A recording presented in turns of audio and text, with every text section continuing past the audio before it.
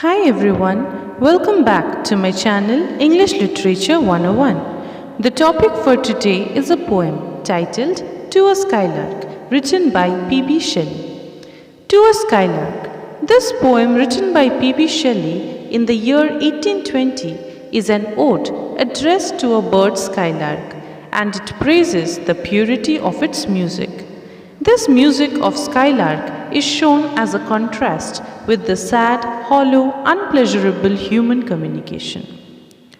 To a skylark, hail to thee, blithe spirit, bird thou never were, that from heaven or near it pourest thy full heart in profuse strains of unpremeditated art. In the first 5 lines, the speaker, that is Shelley, passionately calls out to the skylark as blithe spirit, that is joyous spirit. Here thee refers to skylark and blithe means joyous.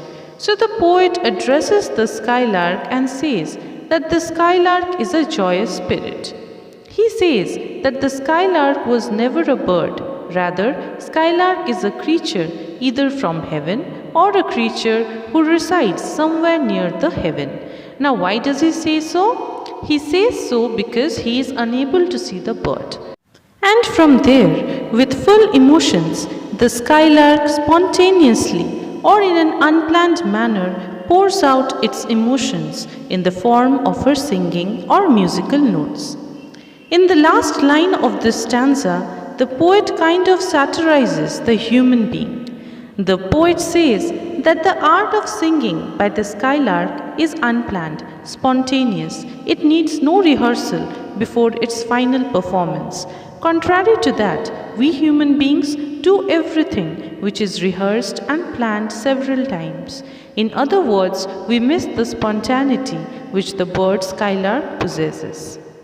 The bird represents the pure happiness that Shelley or we human beings in general desperately seek for.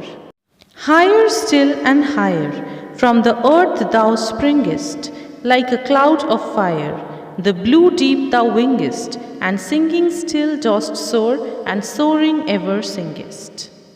In these 5 lines, the poet talks about the motion, the movement, or the flight of the bird.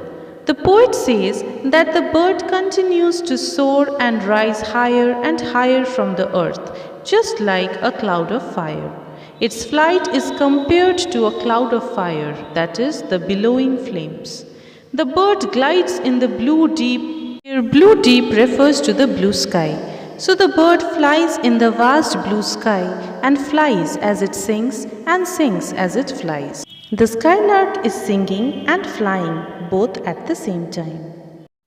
In the golden lightning of the sunken sun, over which clouds are brightening, thou dost float and run like an unbodied joy whose race is just begun. In these lines, the poet kind of describes the sky. The poet says that the sun was about to set, and thus a golden light illuminated the surrounding clouds. And in such a beautiful ambience, this bird, which is referred to as unbodied joy, seemed to float and sing. Here skylark is referred to as unbodied, as skylark is considered as a spirit. It is not made up of flesh or blood, and run here refers to the singing of the bird. The pale purple even melts around thy flight like a star of heaven in the broad daylight.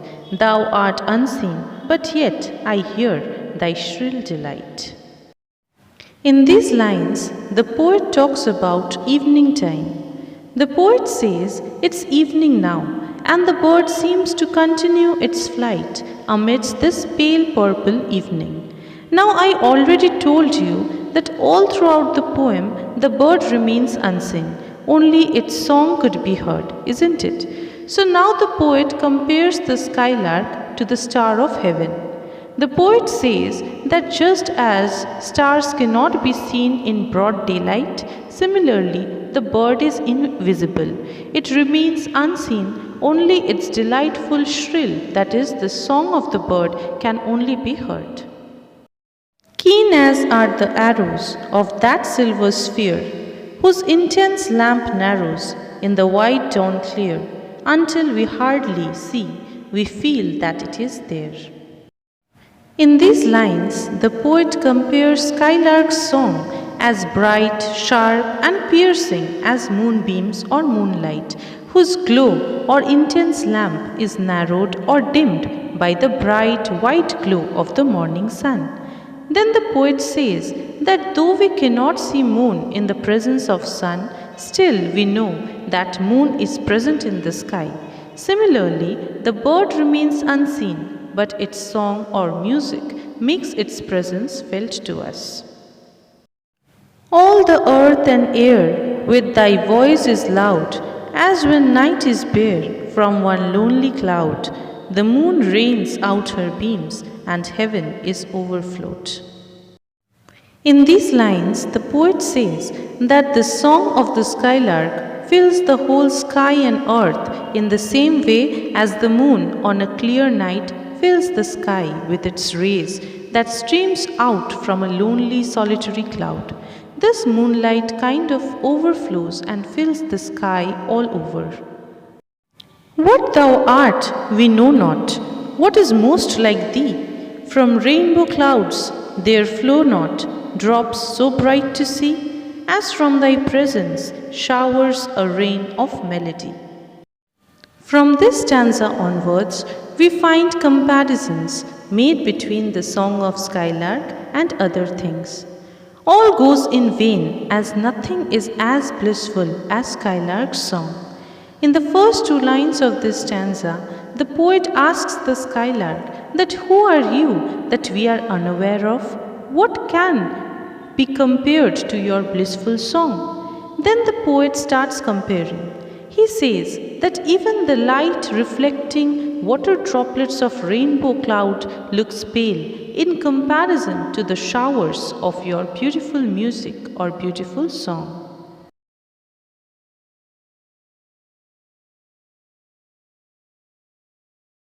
Like a poet hidden in the light of thought, singing hymns unbidden till the world is wrought, to sympathy with hopes and fears it needed not.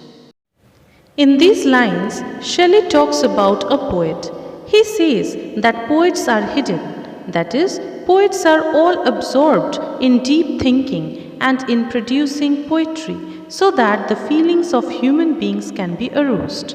But contrary to that, the song of the skylark is spontaneous, it's unplanned, it is devoid of deep thinking, it is natural.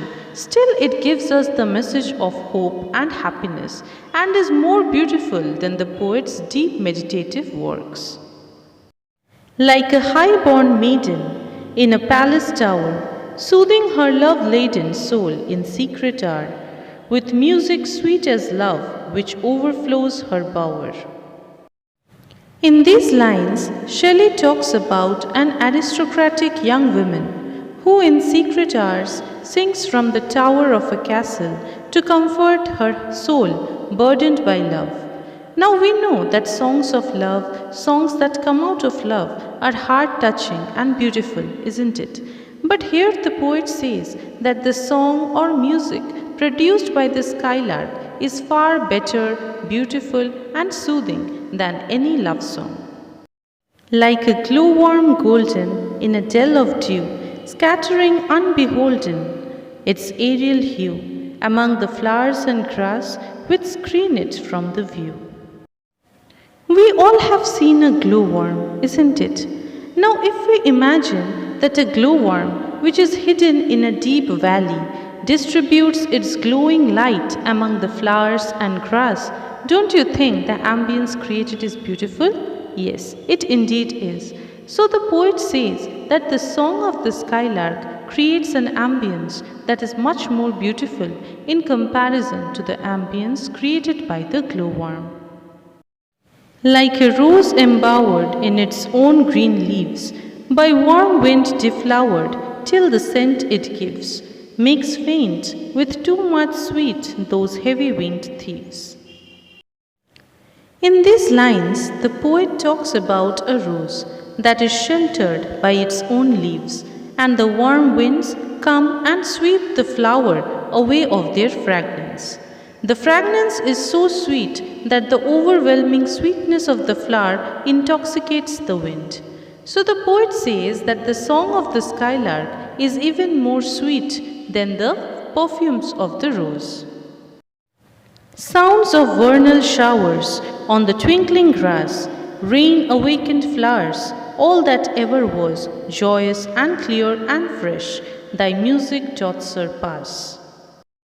Now, in these lines, the poet says that all the comparisons that he made till now, that is, the poet, the maiden, the glowworm, the rose, all these are vain and cannot be compared to the skylark's song. Even the spring rains falling on the glistening grass, flowers brought to life by rainfall, and everything else that has ever been considered as vibrant, happy, are all dull in comparison to the song of the skylark.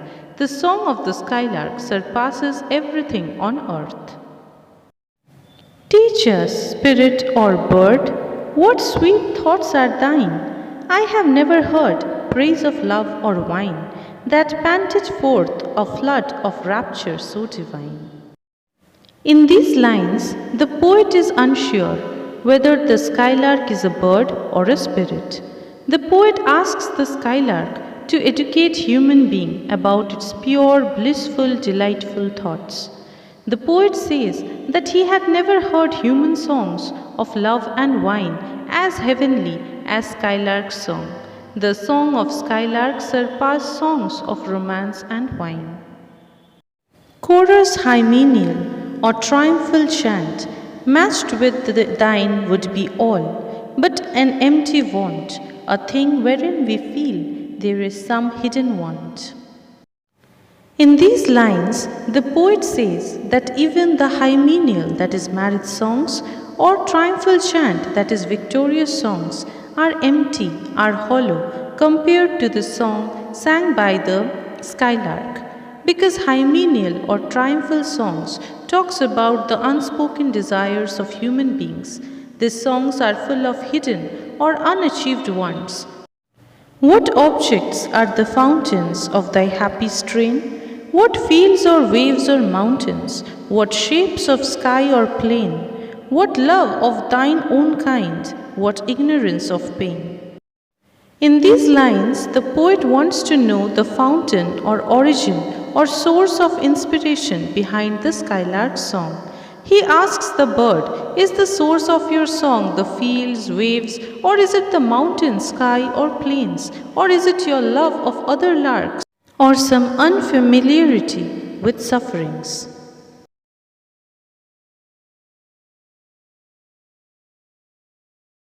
With thy clear, keen joyance, languor cannot be.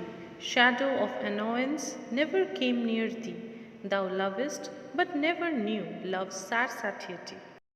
In these lines, the poet says that the happiness present in the song of the skylark shows that it is not exhausted, neither it has any trace of irritation or anger. Then he concludes that this song of skylark is filled with love, but a love that has never experienced the sadness that excessive love can bring. In other words, the skylark is from another world, away from earth, where love is present, devoid of its sadness, anger, and tiredness. A kind of heavenly love prevails in skylark's world. Waking or asleep, thou of death must deem things more true and deep than we mortals dream. Or how could thy notes flow in such a crystal stream? Hereon we find that the poet talks about the differences between human concerns and those of skylark. In these lines, the poet says that the skylark, whether conscious or not, must have known the deep secrets of death that we mortals or human beings fear and are unaware of. So the poet says that this unknown knowledge about death is no longer unknown for the bird, and as a result, the skylark's music or song flows forth with such beauty and clarity. We look before and after and pine for what is not. Our sincerest laughter with some pain is fraught. Our sweetest songs are those that tell of saddest thought. The poet says that we human beings look towards the past and think of future and crave for what is unachieved. We forget to enjoy our present and cherish what we have. Even the most genuine human laughter contains some degree of suffering, and therefore the most pleasing songs that people compose express the most saddest miseries of life. Yet, if we could scorn, hate, and pride and fear, if we were things born not to shed a tear, I know not how thy joy we ever should come near. In these lines, the poet says that even if human beings were incapable of crying or could reject hatred, vanity, and fear, the speaker still doesn't believe that he would be able to create any work which is an inch close to that of the Skylark's song. Better than all measures of delightful sound, better than all treasures that in books are found, thy skill to poet were, thou scorner of the ground. In these lines, the poet says that the skylark's skill is greater than the rhythm of any beautiful sound or any precious information that can be found in a book. Teach me half the gladness that thy brain must know, such harmonious madness from my lips would flow. The world should listen then, as I am listening now. Now, in these lines, the poet requests or makes a plea to the skylark and asks the bird to share half the knowledge of her happiness and blissful song, so that he could use it to create his works, his verses, which the mankind would listen, just as the poet is now listening to the skylark. So guys, that's all for today's video.